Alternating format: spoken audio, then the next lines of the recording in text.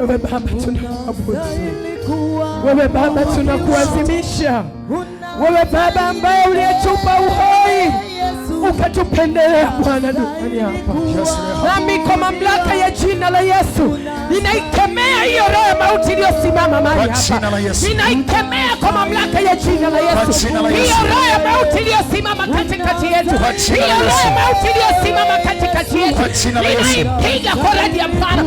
Ninaipiga kwa radi ya Bwana. Roho ya mauti kwenye huduma zetu, roho ya mauti kwenye biashara zetu, roho ya mauti kwenye familia zetu, pigwa kwa moto, pigwa kwa moto, pigwa kwa damu ya Yesu. Achia maisha yetu, achia maisha yetu. Mauti, tunaikanyaga, tunaikanyaga. Roho ya mauti haina nafasi, haina nafasi. Nipigwe kwa damu ya Yesu. Tenga mbali na kila madhaifu, ninatenga mbali na kila misiba.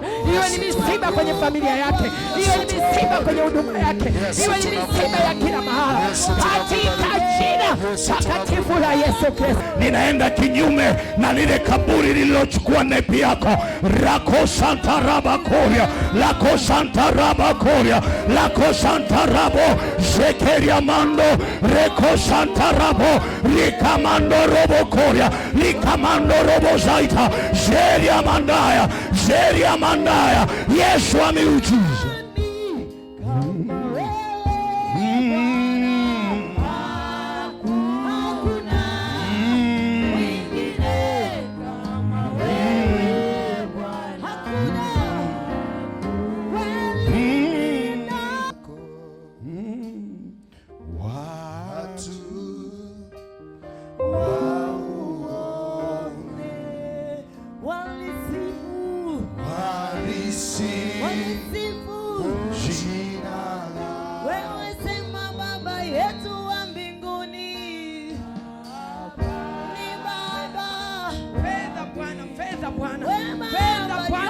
Ninaita fedha Bwana zimfuate. Ninaita fedha Bwana zimfuate. Kile kibali kilichoibiwa, kile kibali kilichoibiwa, kile kibali tunakifuata kule kile.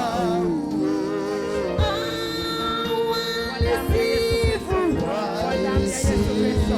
Ninaenda mpaka kule kibali kilichofukiwa.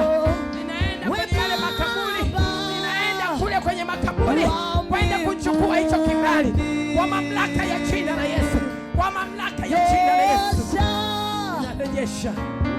Unarejesha kibali chake kireje. Fedha imfuate tangu sasa, na ile roho inaotafuna fedha ninaikanyaga kwa mamlaka ya jina la Yesu. Roho Mtakatifu, Roho Mtakatifu, sawa sawa na ambavyo umekusudia. Tangu sasa fedha imfuate, tangu sasa kibali kimwatamie Bwana.